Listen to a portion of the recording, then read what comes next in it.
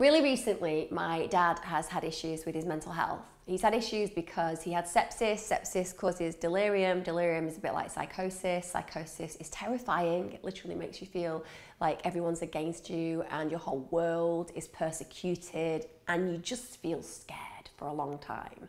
And after that, a lot of people get post-trauma. So my father is dealing with post-trauma after sepsis and delirium.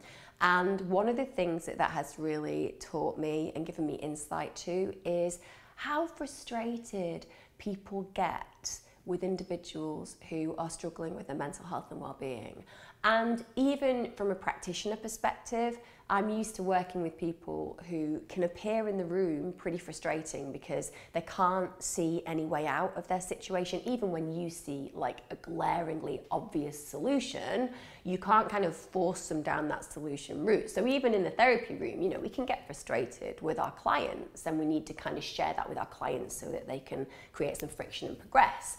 But when it's somebody that you love, when it's somebody that you've known, that you've grown with, that have protected you your entire life, and they can only see the blackness and the bleakness in life, that's something that is frustrating and terrifying and burdening and sad.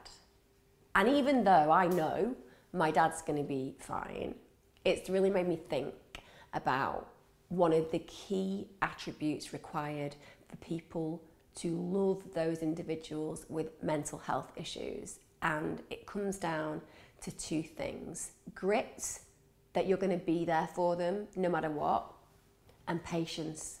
Because even though it might seem like they're choosing not to help themselves, even though it might seem frustrating that when you show them an obvious solution, they just can't hear it, it's not because they don't want to hear it. It's that they literally are so profoundly deaf in that moment that no matter how loud you shout it or how obvious you make it, they just cannot see, feel, or hear it.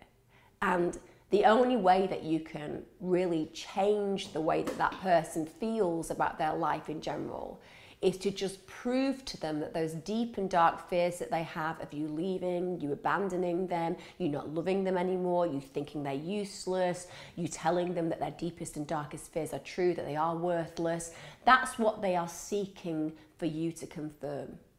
So even though on an unconscious level they're saying, love me, be with me, tell me I'm okay, they're unconsciously providing you with a set of behaviours that make you feel angry and rageful and frustrated and annoyed, and it makes you want to attack them and abuse them and shout at them and tell them what they should be doing to make everything right.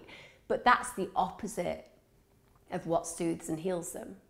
So with my father, as much as it's infuriating listening him to find a but in the most minimal of things that require no but, for him, it's because it's so overwhelming.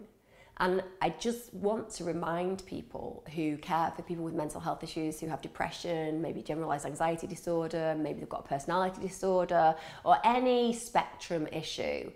The truth is that when people are making us feel frustrated and angry, what they're seeking is for us to give them soothing and calm, to make them feel loved and appreciated, to give them a sense of value when they don't value themselves.